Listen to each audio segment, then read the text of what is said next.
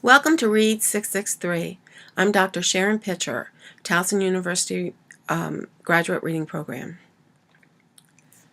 I'm going to tell you a little bit about my background, a little bit about this online course and how it works, some suggestions on how you're going to be successful in the course. First of all, my background. I've been at Towson University for 14 years. I have been in the graduate reading program, mostly teaching graduate courses. I've also designed many of the courses in the program, including this course, some of the clinic courses, and the professional development course in reading. This course has taken many different views and different ways of doing it, but this online has been done for the last 2 years.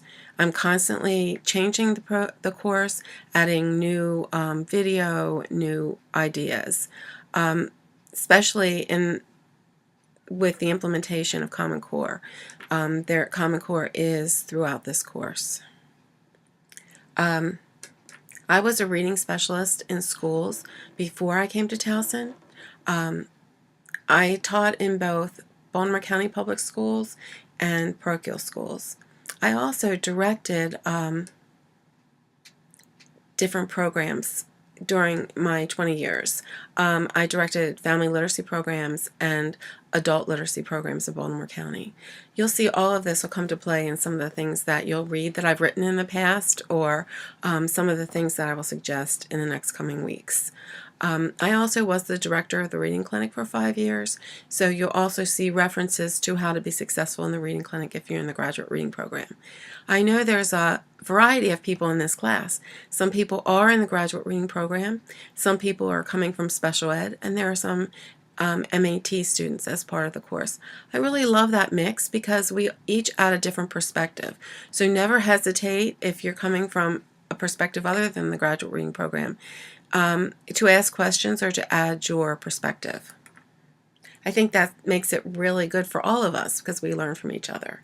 That's the key to a good online course.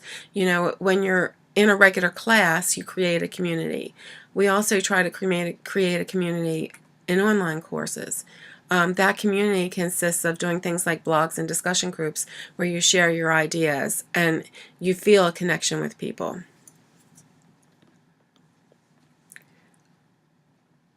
I also do research and motivation, so you'll see some of the articles that I've written as part of this course too, on motivation, especially adolescent motivation. I want to just tell you a little bit about how to do well in this course. First of all, you need to set up a schedule. I will be putting out the direction sheet every Wednesday at 10 a.m. I really recommend that you set a schedule of a time on Wednesday to look at the direction sheet in case you have any questions. And there's lots of ways you can ask questions. I have a cafe on discussion board on Blackboard. That's a great place to ask questions because you can ask me a question that maybe other people might have the same question, so I can answer it and everyone can get the answer. You can subscribe to that discussion board, which means the questions and the answers will come to your email. Your Towson email. So that makes it really easy to keep track of what questions people are asking and what I'm answering. Sometimes they'll ask a question that you may not have thought of but may really help you. The other part of that is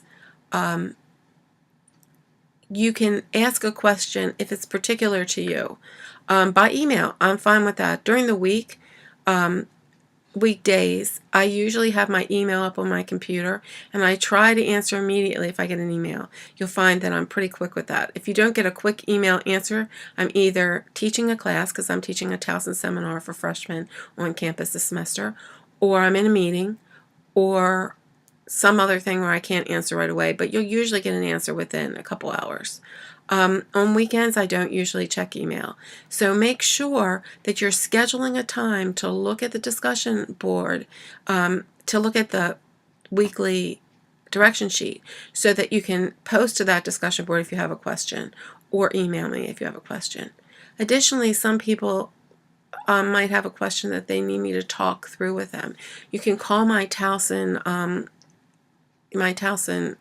phone number, which is on the syllabus. You can call me, and when a voicemail goes to my Towson voicemail, it comes immediately up on my email. Leave a telephone number that I can get back with you and a couple time frames so that I'm able to call you within those time frames. And I'll be glad to call back and we can talk about it, because I know some people like to talk things out. Also, in this course, I'm offering Google Hangouts. If you've never done a Google Hangout, you should really take the time to try it. It's a really creative format. The way the Google Hangouts work is we do them in real time. I will send you a link. There's some things that you have to do on your computer ahead of time. There's now an app that you download to make it easier, and that's worked great. I've used that just recently. So you will have to download the app. I'll have information on how to do that in the direction sheet on Wednesday. When you go into the Google Hangout, all the people in the Hangout are like in little frames around a big screen, and I can talk to you, and then you can ask me questions and I can answer the questions. I can also show you some parts of the rubric that might be on my computer screen.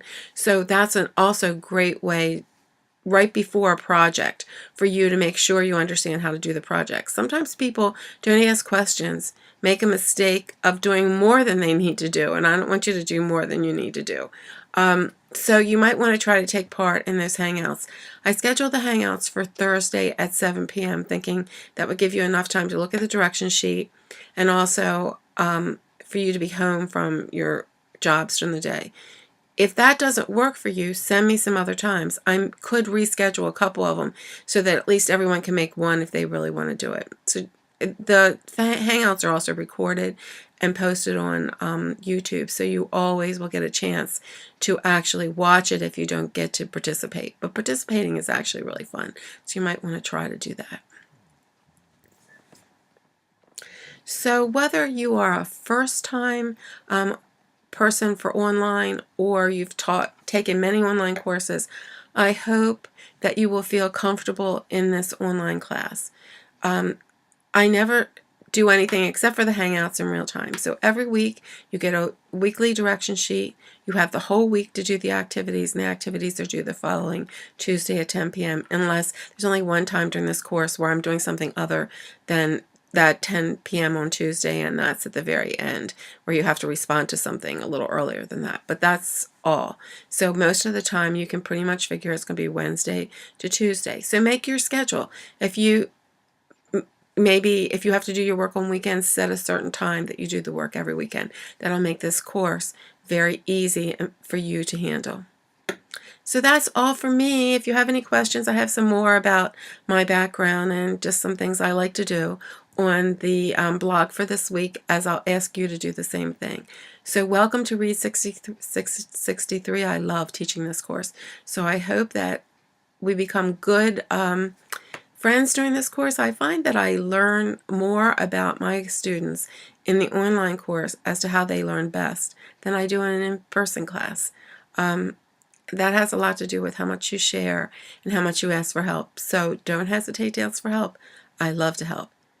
Take care.